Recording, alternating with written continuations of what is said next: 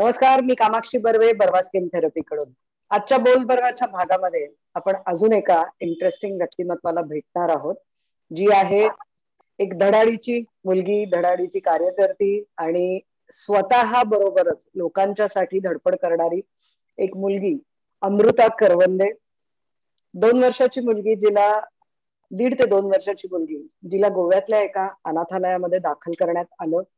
करवंदे हे आडनाव देखील जी व्यक्ती तिला तिथे घेऊन आली होती यांच्याशी संबंधित, किंवा ज्या गावामध्ये ती सापडली तिथे करवंद भरपूर असणार आहेत, म्हणून अमृताचं आडनाव करवंदे असं आहे.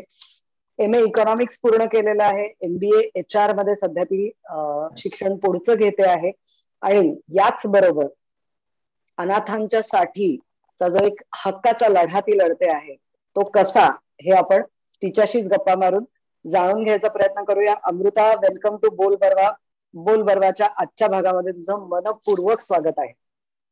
Thank you ma'am. नमस्कार. खरं तर मी ही माहिती सांगताना खूप हसऱ्या चेहऱ्याने सांगते आहे, कारण तुझा संघर्ष जो काही आहे हा लढ्यामध्ये कन्वर्ट होत नंतर गेलेला आहे. पण अमृता म्हणून तू स्वतःचं जे काही स्टँडिंग मिळवलेलं आहे त्याची सुरुवातच आपण अनाथ आहोत हे तुला नेमक्या कोणत्या वयात लक्षात आलेलं?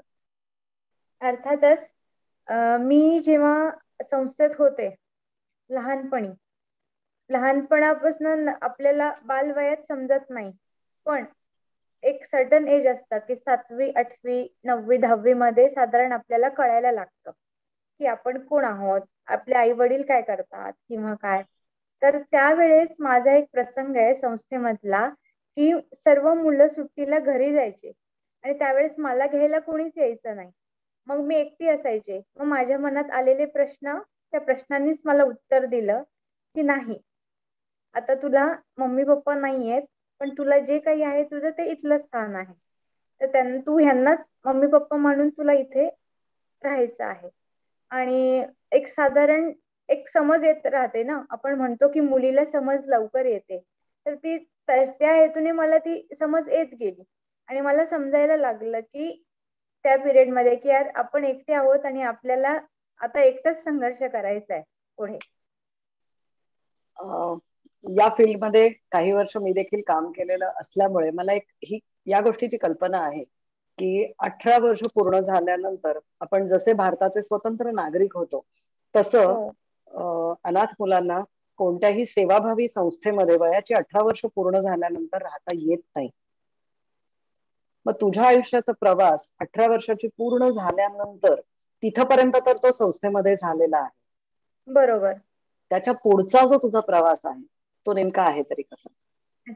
18 वर्षापर्यंत तर संस्था दखल घेते, पण संस्था आणि आपल्या ज्या काही शासनाचे नियम आहेत की 18 वर्षानंतर संस्थेत मुलं मुली जे कोणी असतील त्यांना ठेवता येत नाही. हा कायदाच सांगतो आपला की 18 वर्षानंतर तुम्ही, एक तर संस्था त्यांची जबाबदारी पूर्ण करत असते आणि नाही दुसरीकडे तुम्हाला निर्णय घ्यायचा असतो. त्या प्रकारच्या मध्ये मी दुसरा निर्णय निवडला की संस्थेने मला विचारलं की तुला इथे राहायचंय किंवा नाही.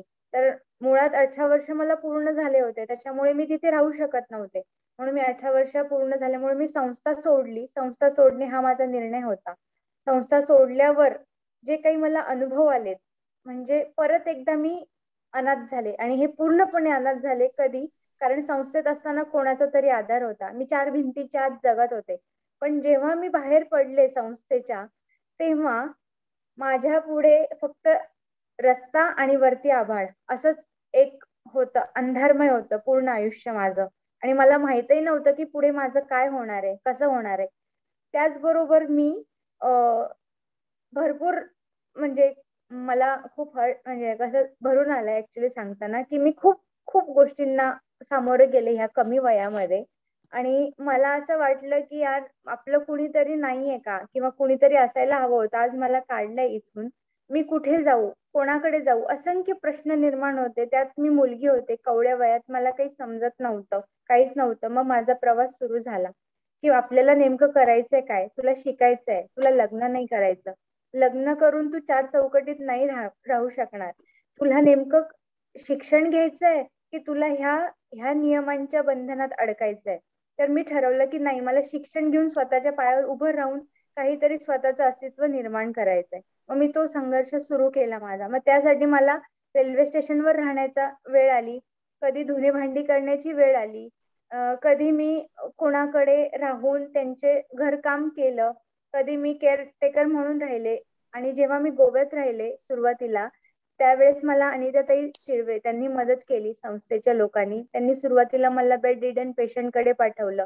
तिथले मी दवाखान्यात काम केलं, त्यांना सांभाळलं. त्यांचे जे काही पैसे होते ते पैसे घेतले मी. आणि मी म्हंटल, त्या म्हणत होत्या मला की तू इथे राहा, तुझं शिक्षण मी करते किंवा काय.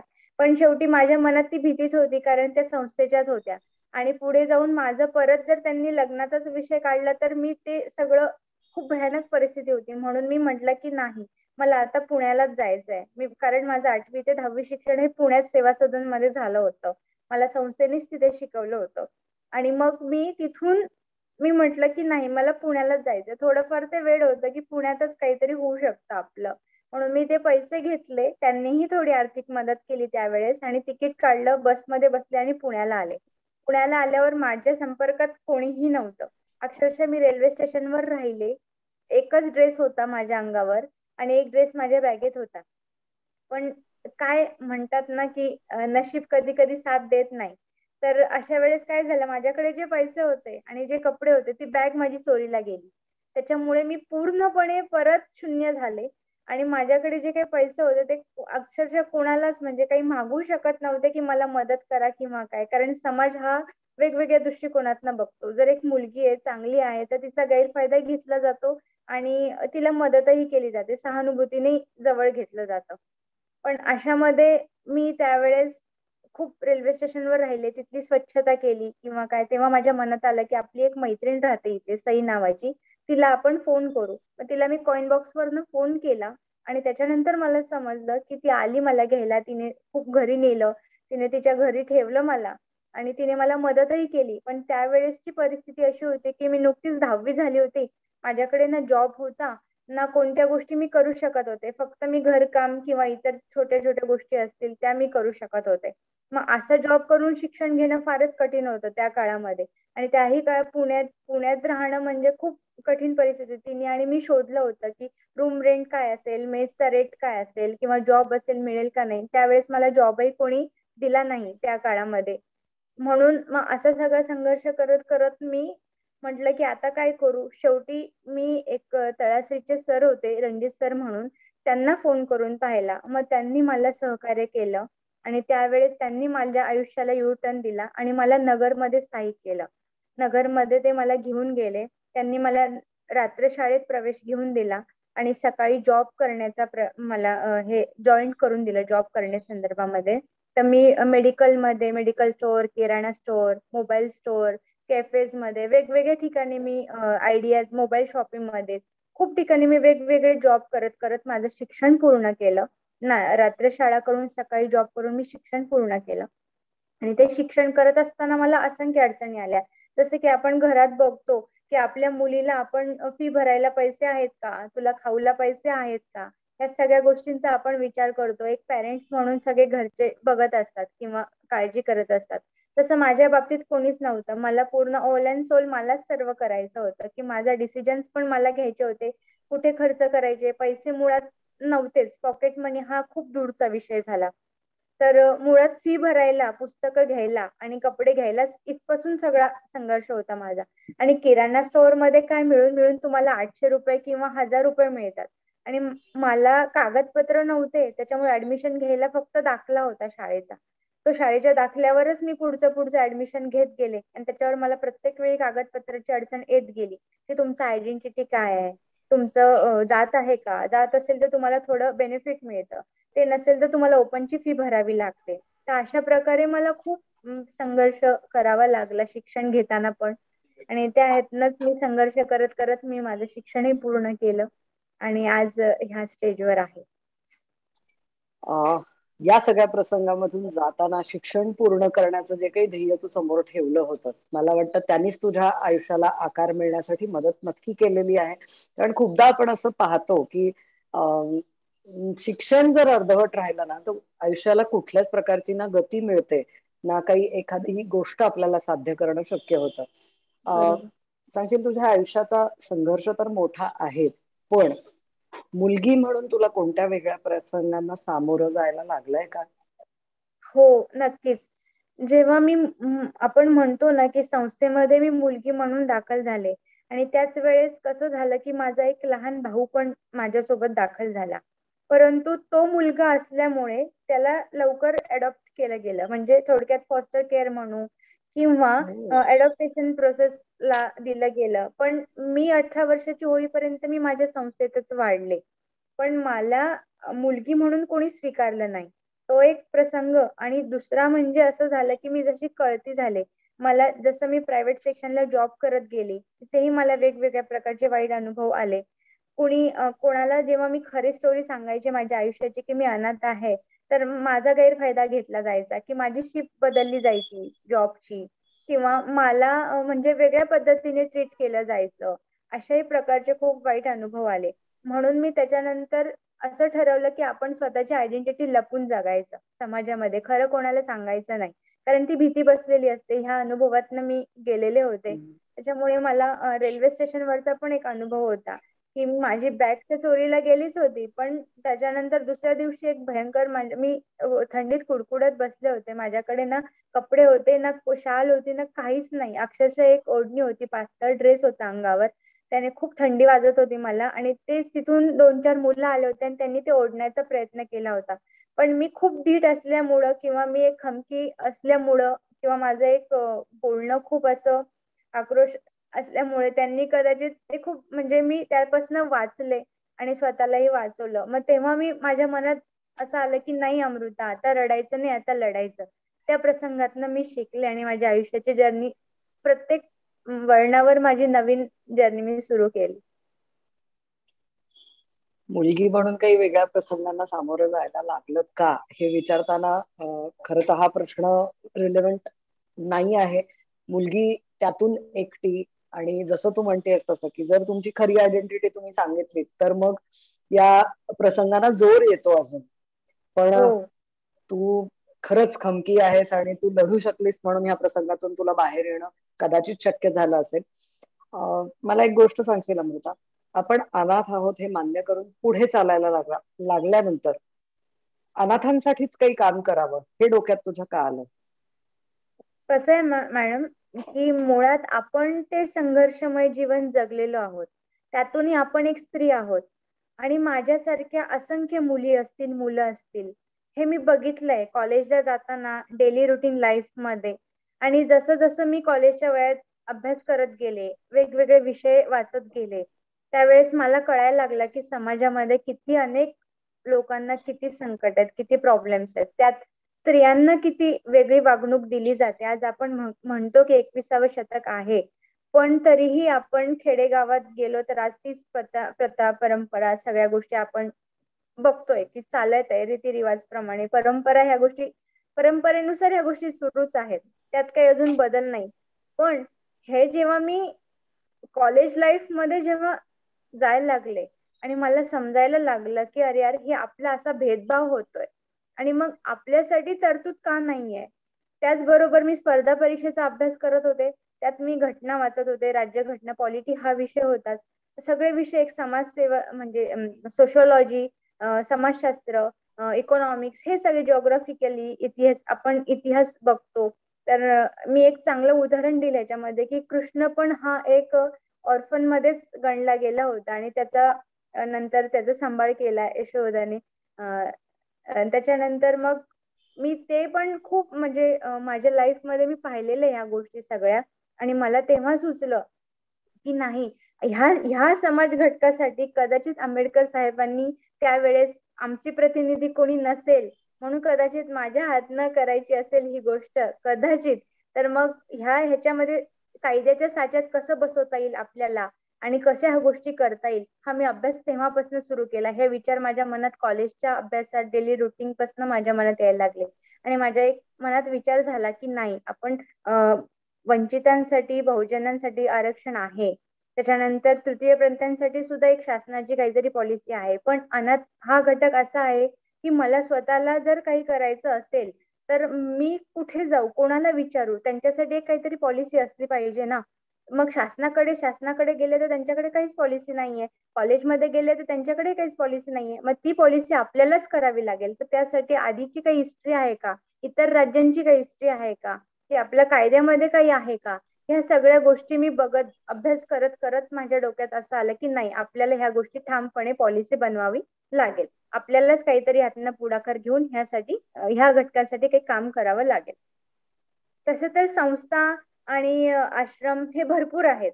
मुलांचं संगोपन करायला ज्या त्या वयामध्ये ते करतात. पण 18 वर्षानंतर बाहेर पडल्यानंतर त्यांना जे सामोरं जावं लागतं त्या परिस्थितीला, त्यांच्यासाठी काय, ना शासनाचं काही आहे ना संस्थेचं काही आहे. मग नेमकं काय, त्यातनं मी गेले आहे स्वतः. त्याच्यामुळे माझ्या मनात हे आला विचार की यार आपण काहीतरी केलं पाहिजे. आयुष्याचा संघर्ष तर तुझा पहिल्या मिनिटापासूनचा दिसतोच आहे. आज तुझं वय किती आज? आज माझं वय 26. 26व्या अर्थातच ते वय वर्षापर्यंत. पण खरं वय आम्हाला माहीतच नसतं. आता माझी कागदोपत्री खरी जी आहे ती 91 लागलेली आहे. मेडिकल टेस्ट केली तर त्यात कळलं की माझं वय वर्ष 94चा येतो, म्हणजे जन्म 94-95चा. तर मग बॉडी माझी तशी रिएक्ट करते की 26 वर्षाची आहे मी, 26-25 वर्षाची. 25-26 पर्यंत देखील तुझा संघर्ष संपलेला नाहीच आहे. एमपीएससी ची तयारी जेव्हा तू करत होतीस किंवा तू म्हणाली स्पर्धा परीक्षेची तयारी तू करते आहेस, तर या हो. परीक्षेमध्ये नेमकं असं काय घडलं की जे तुला आज तू जो संघर्ष करत होतीस आणि ज्याची फळं आज आपल्याला पाहायला मिळत आहेत, याची तुला बीज तेव्हा दिसली होती? नेमका प्रसंग काय होता?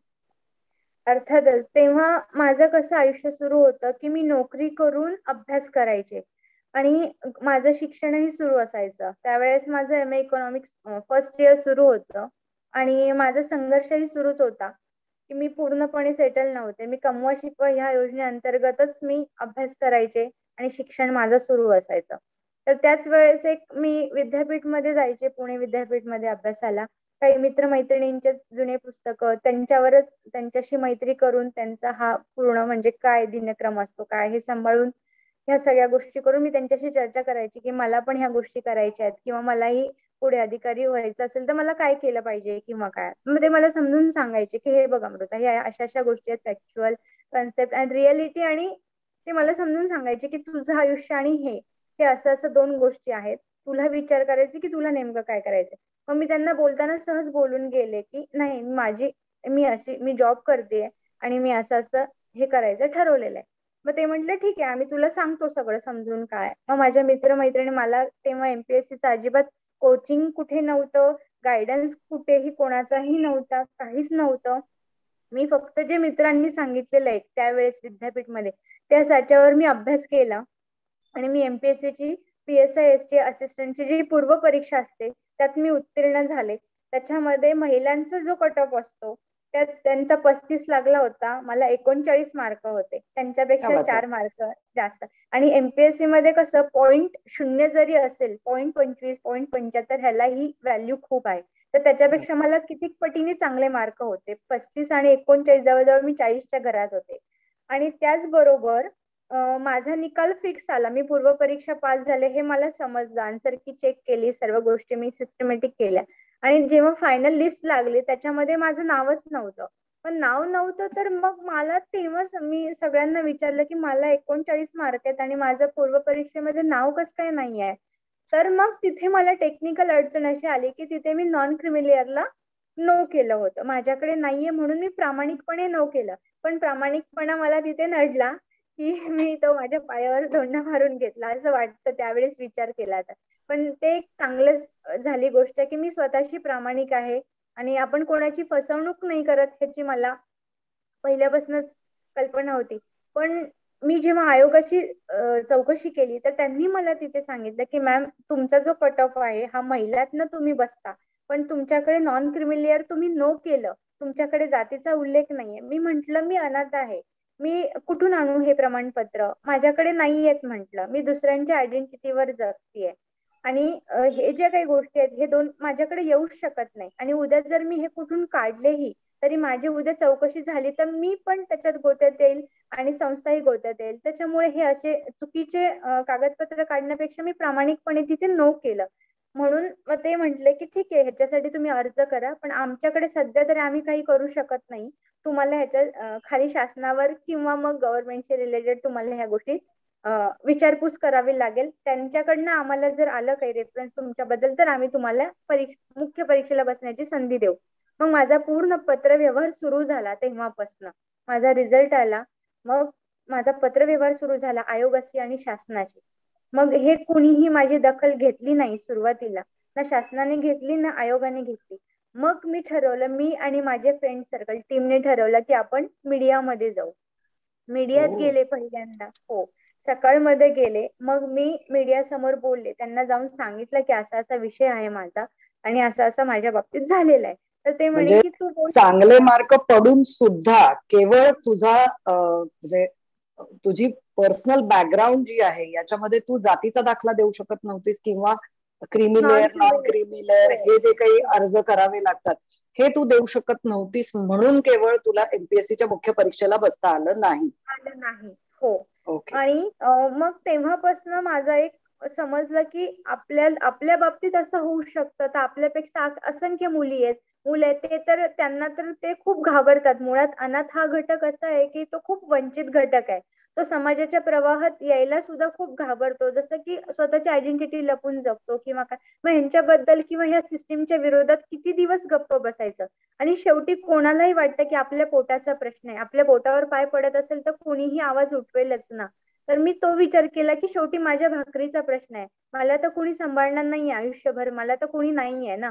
मग आपल्याला आपला संघर्ष आपणच करायचा आहे आणि आपल्यावर जर अन्याय होत असेल तर अन्याय विरुद्ध आवाज हा उठवलाच पाहिजे. आणि अन्याय जो सहन करतो तो सर्वात जास्त गुलाम असतो, असं आंबेडकर साहेब म्हणायचे. आणि ते मला माहिती असल्यामुळे मी त्याच्या विरोधात मीडियात आवाज उठवला. आणि नंतर मग शासनाने माझी दखल घेतली आणि त्याच्यामध्ये बच्चू कडू साहेब असतील, ते अनाथांसाठी पहिल्यापासून काम करत होते. मग त्यांनी पहिल्यांदा माझी मीटिंग करून दिली कलेक्टर सरांसोबत पुण्यामध्ये.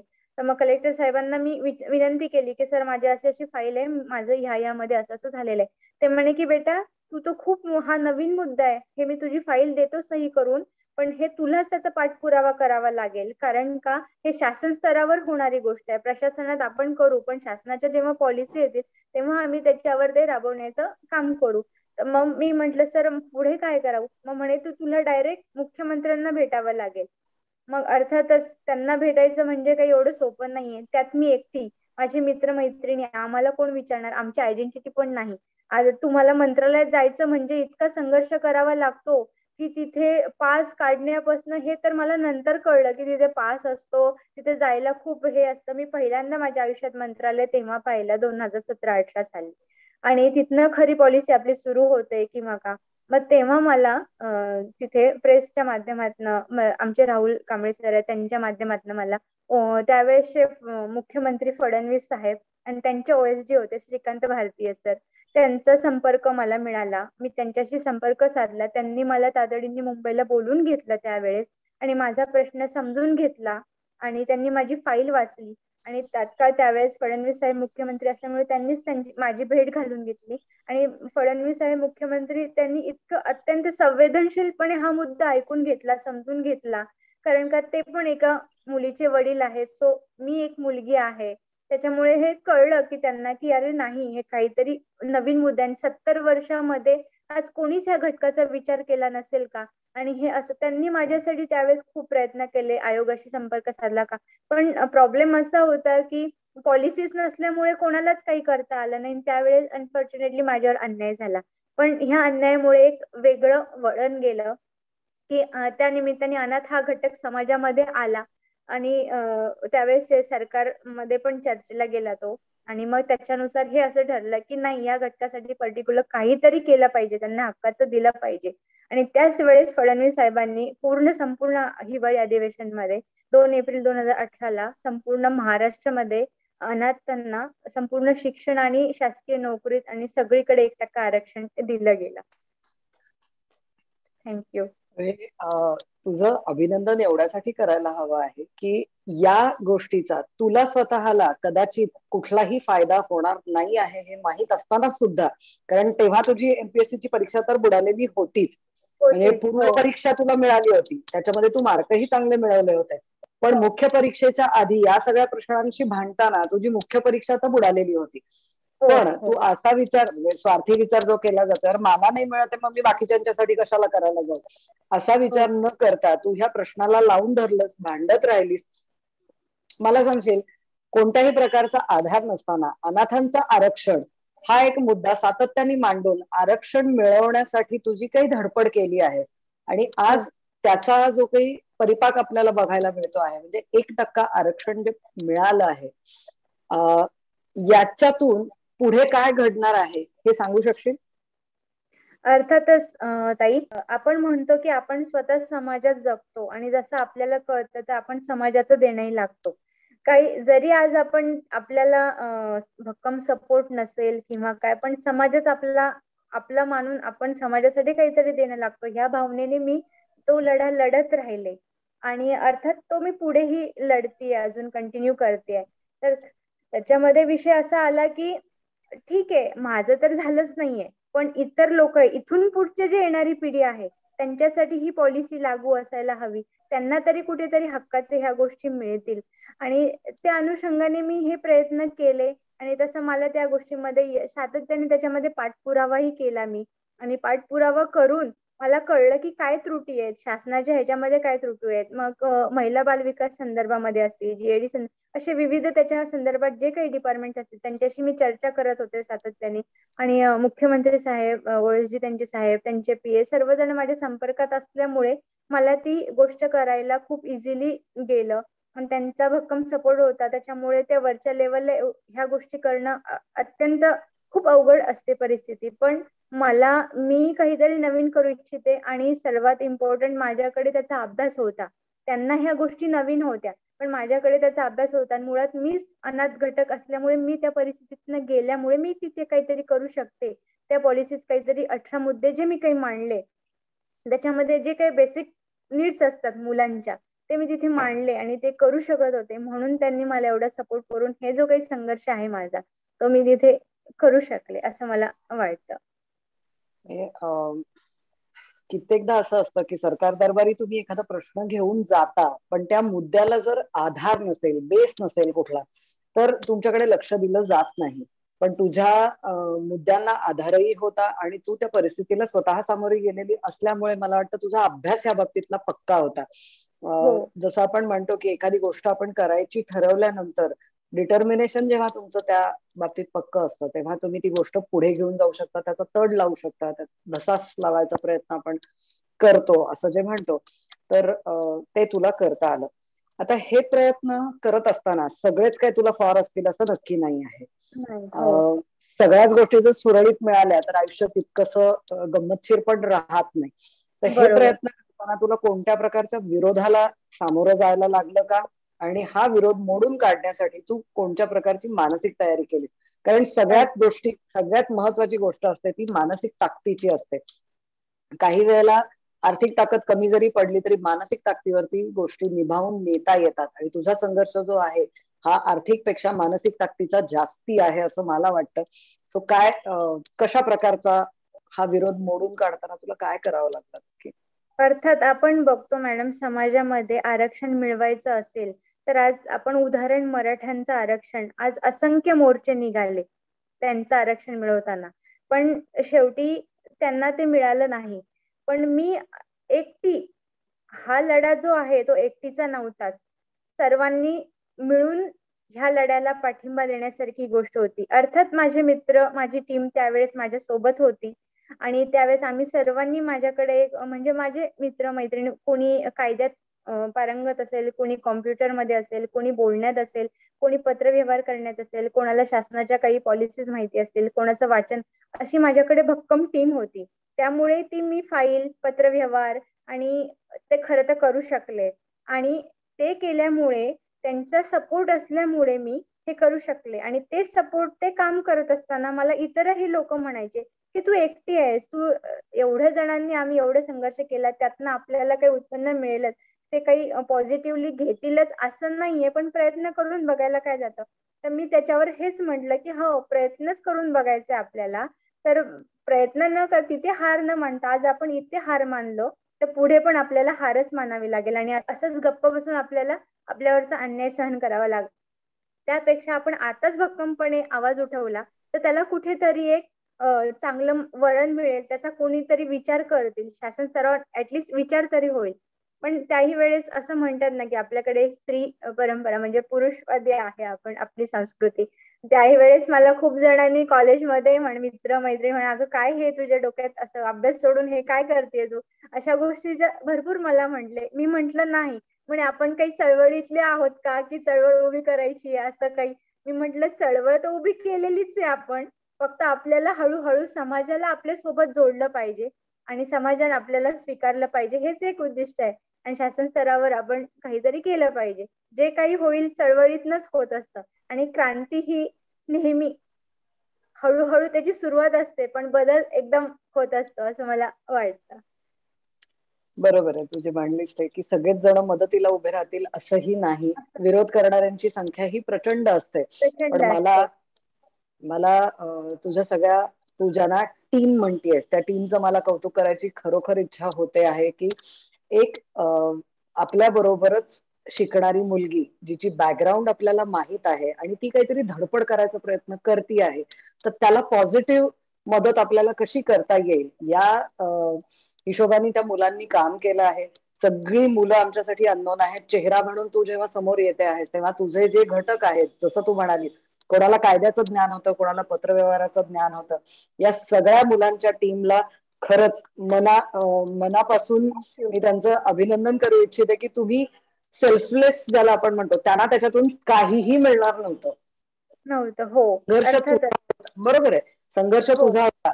तो सेतू उभा करताना प्रत्येकाने आपला छोटा छोटा खारीचा वाटा जो काही घेतला असेल, त्या खारीच्या बरोबर. वाट्यामुळे आज आपल्याला काय बघायला मिळतं आहे, तर अनाथ मुलांच्यासाठी शिक्षणामध्ये, शाळांच्या ऍडमिशन्स मध्ये असेल, कॉलेजच्या ऍडमिशन्स मध्ये असेल, आणि मग शेवटी पुढे स्वतःचं आयुष्य उभं करण्यासाठी म्हणून ज्या एमपीएससीच्या परीक्षा तुम्हाला मदत करतात, पुढे कुठेतरी तुम्ही आर्थिक स्टेबिलिटी मिळवू शकता, ह्या दृष्टीने या एमपीएससीच्या परीक्षांमध्ये देखील तुम्हाला 1% आरक्षण त्याच्यातून मिळवता आलं.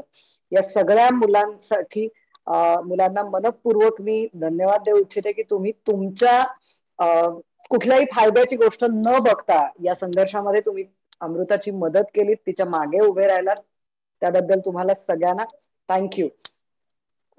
मला एक गोष्ट अमृता अशी सांगशील की हे सर्व करत असताना समाजामध्ये अनाथांकडे बघण्याचा दृष्टिकोन नेमका कसा असायला हवा असं तुला वाटतं? अर्थातच समाजामध्ये, समाजाने आपलं कुटुंब ह्याच बरोबर आपण जसा विचार करतो की आपले पण मुलगी आहे, आपला पण मुलगा आहे, तर थोडा पॉझिटिव्ह सेन्स जर समाजाने दाखवला, अर्थात सहानुभूती सगळे दाखवतात, कोणाबद्दल आपण असं म्हणू शकत नाही की आज समाजामुळेच आपण एवढी काही जे काही आहे ते मी भरारी घेऊ शकले, कारण समाजामध्ये चांगले आणि वाईट दोन्ही लोक असतात, पण जे चांगलं असतं ते आपण घ्यावं, जे वाईट असतं ते सोडून द्यावं. त्याच्यामुळे समाज हा दोन्ही घटकांवर आधारित आहे की चांगलं पण आहे, वाईट पण आहे. पण त्यात मला माझ्या संघर्षामध्ये मला खूप चांगला सपोर्ट मिळाला समाजाकडनं आणि खूप जास्त समाजाने त्यात पॉझिटिव्हिटी दाखवली आणि त्यात माणुसकी दाखवली. शासन लेवलला पण आज पाहिलं तर आज ती खूप मोठी गोष्ट आहे की एखाद्या विषयामध्ये खूप म्हणजे सेन्सिटिव्ह मुद्दा म्हणतो आपण ज्याला, की अशा मुद्द्यामध्ये विविध पॉलिसी करून किंवा विविध एखाद्या घटकासाठी एक म्हणतो ना, एक ठामपणे एक त्याचं धोरण करणं, तयार करणं, ही काही सोपी गोष्ट नाही. त्याच्यामध्ये समाजाचा पाठिंबा लागतोच आणि एखादी गोष्ट करायची असेल तर एकट्याचं मत घेऊन चालत नाही, त्याला चार चौघांचा सपोर्ट लागतो, त्याशिवाय त्या गोष्टी बरोबर. केल्या जात नाही.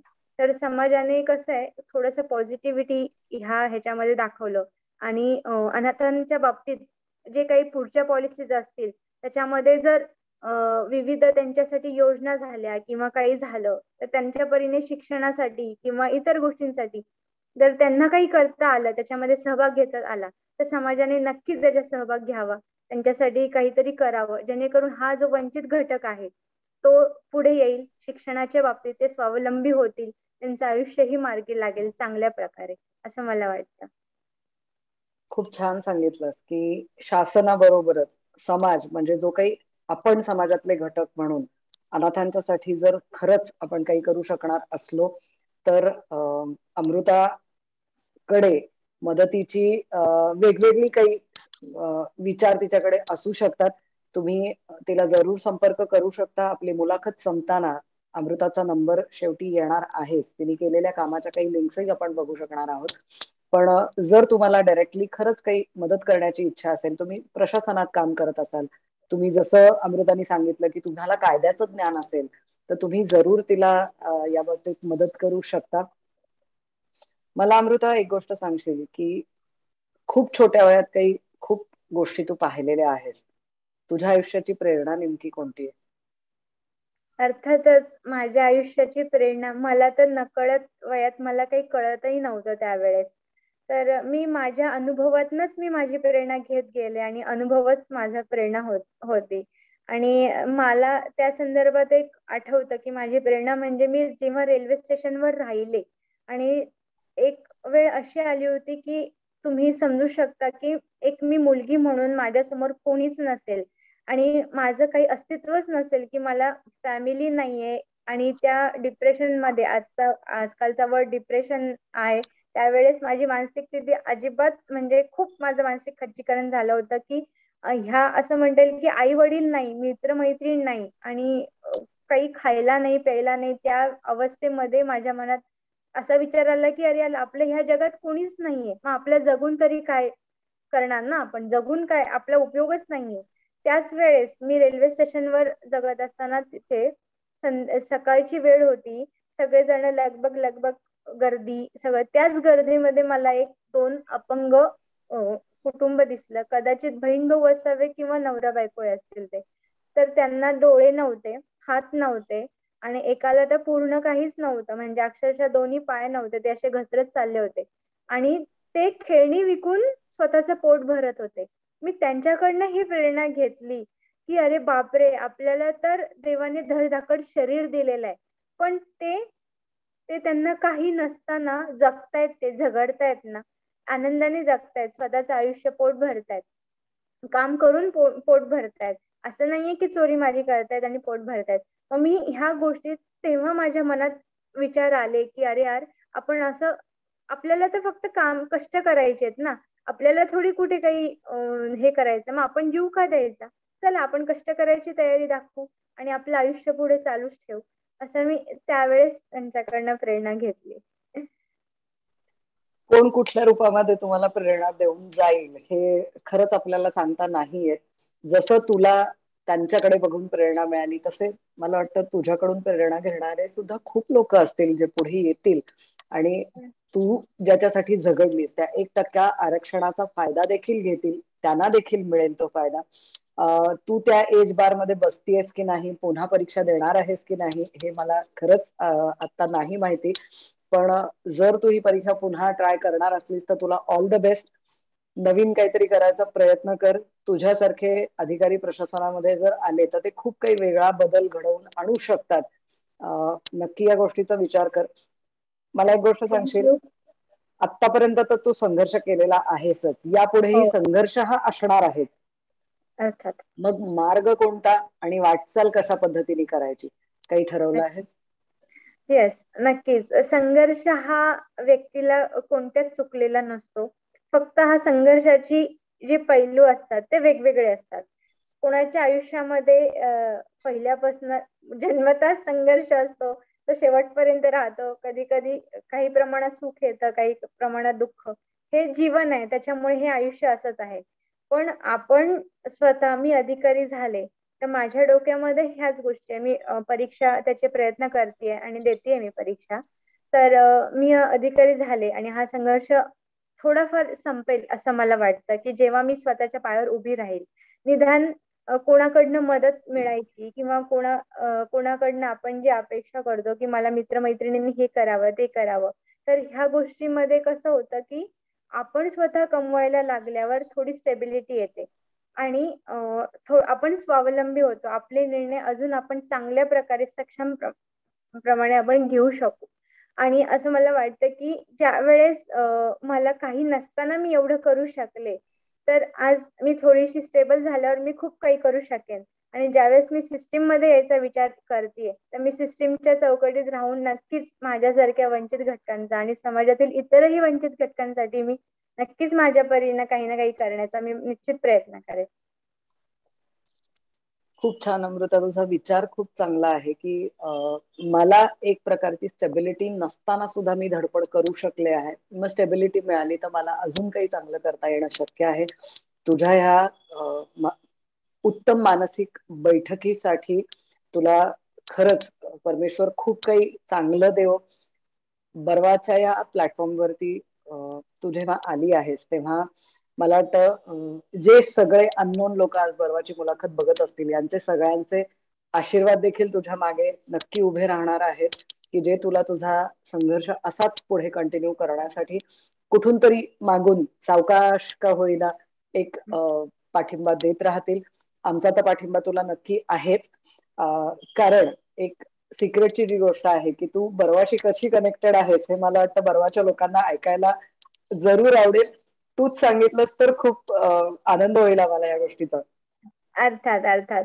ते ऍक्च्युली मी माझं फेसबुकवर ऍड आली होती की बर्वाची असं कॉस्मेटिक आणि हे, तर त्याच मध्ये एक तुम्ही प्रशांत दामले सरांची एक निसर्ग फेरी अशी काहीतरी ती मुलाखत सुरू होती आणि त्याच्यावर मी क्लिक केलं.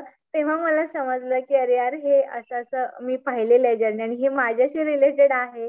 आणि मी त्यांचे कॉस्मेटिक प्रोडक्ट म्हणजे मला ते मी आयुर्वेदिक फॉलोअर असल्यामुळे मला ते जास्त तूप आणि सगळ्या गोष्टी आवडल्यामुळे मी ते लिंक जॉईन केली आणि मी सातत्याने तुमच्याशी आधीपासून जॉईंट होते. असं. कुठे ना कुठेतरी बर्वा हा तुझ्या आयुष्याचा एक छोटासा का होईना भाग नक्की आहे. तुझ्या विचारांचा भाग आहे. याबद्दल खरंच आम्हालाच मनापासून आनंद आहे. आणि तुझ्या या संघर्षामध्ये तुला कायम उत्तमोत्तम आणि चांगल्या पद्धतीचं यश मिळत राहो. तुझे सगळे मित्रमैत्रिणी तुझ्या पाठिंब्याला अशाच प्रकारे उभे राहोत हीच सदिच्छा व्यक्त करतो. आणि तू आमच्या इथे आज आलीस, आमच्याशी गप्पा मारल्यास त्याबद्दल तुझे मनपूर्वक धन्यवाद. थँक्यू सो मच मला हा प्लॅटफॉर्म उपलब्ध करून दिल्याबद्दल.